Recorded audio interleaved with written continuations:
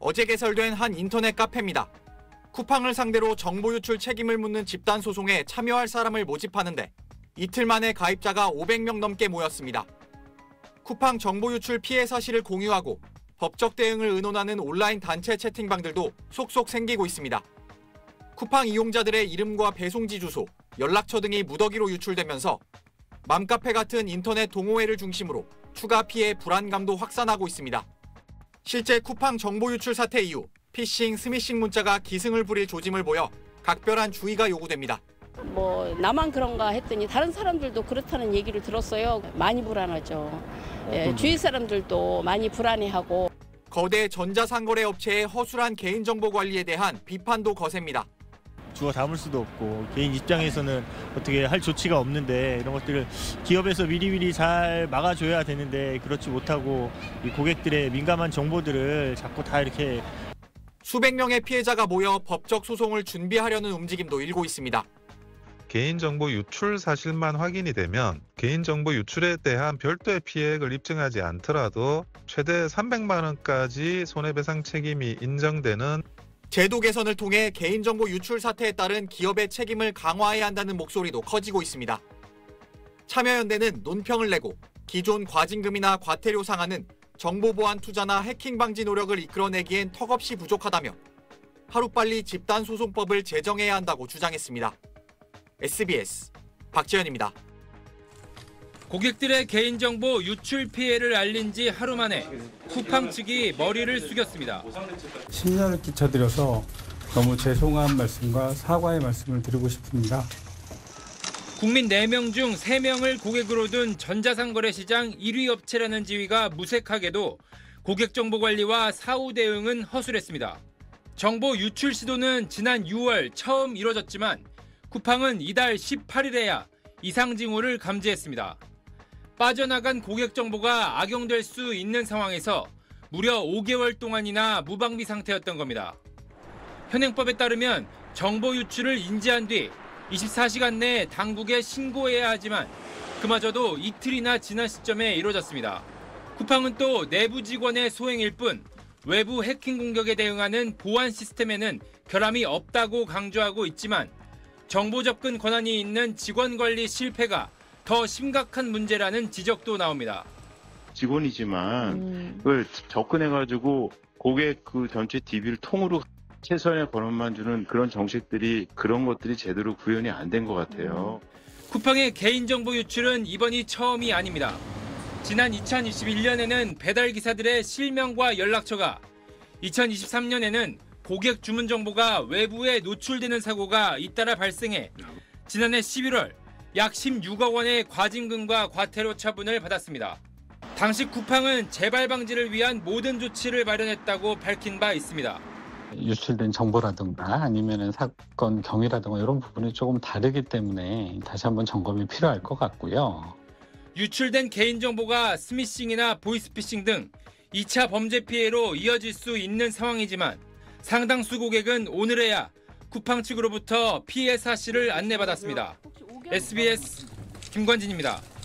자, 쿠팡에서 3,300만 건이 넘는 고객정보 유출 사태가 발생했습니다. 그에 앞서서는 이동통신사도 카드사에서도 개인정보 유출 사고가 잇따랐죠. 이에 주민등록번호를 바꾸려는 사람들이 늘고 있다는 기사입니다.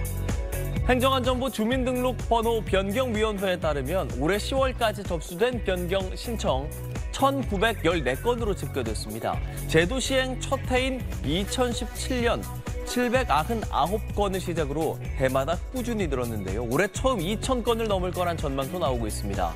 주민등록번호 변경 제도는 13자리 가운데 생년월일과 성별 표시를 제외한 임의 번호 6자리를 바꾸는 제도인데요. 신청 사유는 보이스피싱에 따른 재산상 피해가 절반 정도로 가장 많았고요. 사기나 해킹 등 기타 유출 또 신분 도용이 그 뒤를 이었습니다. 자신의 사채이자를 면제받기 위해 건강보험 직장가입자 정보 500건을 대부업자에게 넘기고 자녀 청첩장을 돌리기 위해 160여 명의 주소를 무단 열람하는 등 건강보험공단 직원들의 개인정보 무단 열람과 유출은 국정감사에서 줄곧 문제로 지적됐습니다. 개인정보 보호라든지 엄격하게 엄중하게 처벌하도록 하겠습니다. 말로만 엄격하지 않았으면 좋겠다는 말씀드립니다. 저희가 철저히 개인정보를 보호하고 그때마다 공단 이사장들이 개선하겠다고 공언했지만 개인정보 무단 열람과 유출은 늘어나고 있습니다. 내부 징계 사유서를 입수해 살펴봤더니 아파트 매매를 계약한 상대방의 정보, 치매 걸린 장모의 재산 유무 등 갖가지 정보를 무단 열람했습니다. 3년 동안 이혼한 전 배우자와 그 자녀의 개인정보를 몰래 본 직원도 있었습니다. 문제는 적발되지 않는 개인정보 유출이 더 많을 수 있다는 점입니다. 공단에서 과다 열람 등 개인정보 유출 의심 사례는 하루 1000여 건에 달합니다. 이 가운데 무작위로 50에서 80명에게 열람 이유를 소명하도록 하고 있습니다. 개인정보 유출 의심 건수의 단 5에서 8%만 판정하는 셈입니다. 직원이 15,000명에 달하는 건보공단에 개인정보 관리 전담 직원은 단 2명뿐입니다. 소면 판정을 늘리려면 일단은 판정할 수 있는 사람도 이제 같이 늘어나야 되는데 최근 3년간 24건의 개인정보 유출 사건 중 형사고발된 건 2건에 그칩니다. 내부 징계도 24건 가운데 6건은 호기심이었다, 피해자에게 사과했다는 등의 이유로 가장 낮은 수위인 견책으로 끝났습니다. 경각심은커녕 안도감을 주고 있습니다.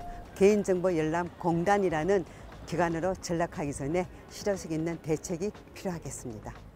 SBS 장훈경입니다. 소방공무원 채용 사이트 119 고시입니다. 홈페이지는 폐쇄됐고 수험 정보 등록 등 모든 서비스가 중단됐습니다. 이 사이트를 통해서 원서 접수를 할 수 있고요. 합격상들도 이 사이트를 통해서 확인을 할 수 있고요. 이것 말고는 없어요. 소방청은 사이트 회원 5만여 명의 이름과 휴대전화 번호, 이메일 등이 유출된 정황을 확인한 뒤 그제 사이트를 폐쇄하고 피해자들에게 유출 사실을 통지했습니다. 소방공무원 채용 업무를 담당하는 해당 사이트는 민간업체가 소방청 위탁을 받아 운영해 왔는데 정보 유출 시점은 지난해 10월 3일로 추정됩니다. 1년 동안 유출 사실조차 파악하지 못했던 겁니다. 우리가 관련된 부분은 점검을 하고 체크를 하는데 그 정도 수준까지는 못 들어갈 수가 있는 거죠. 좀 더 심층적으로 본다든지 하는 그런 게 있어요. 소방공무원 준비생들이 모여있는 온라인 커뮤니티 등에선 정보 유출에 대한 우려의 목소리가 나오고 있습니다. 사이트 정상화까지가 느려지면은 아무래도 어려움이 있겠죠. 너무 한국에서 개인정보 유출이 자주 있다 보니까 경찰은 해킹 가능성에 무게를 두고 정보 유출 경로를 파악하는 등 수사에 착수했습니다. 소방청은 피해 신고가 접수된 건 없다면서도 채용 관련 정보 보안을 강화하기 위해 인사혁신처 통합 채용 시스템을 활용할 계획이라고 밝혔습니다. SBS 박순입니다.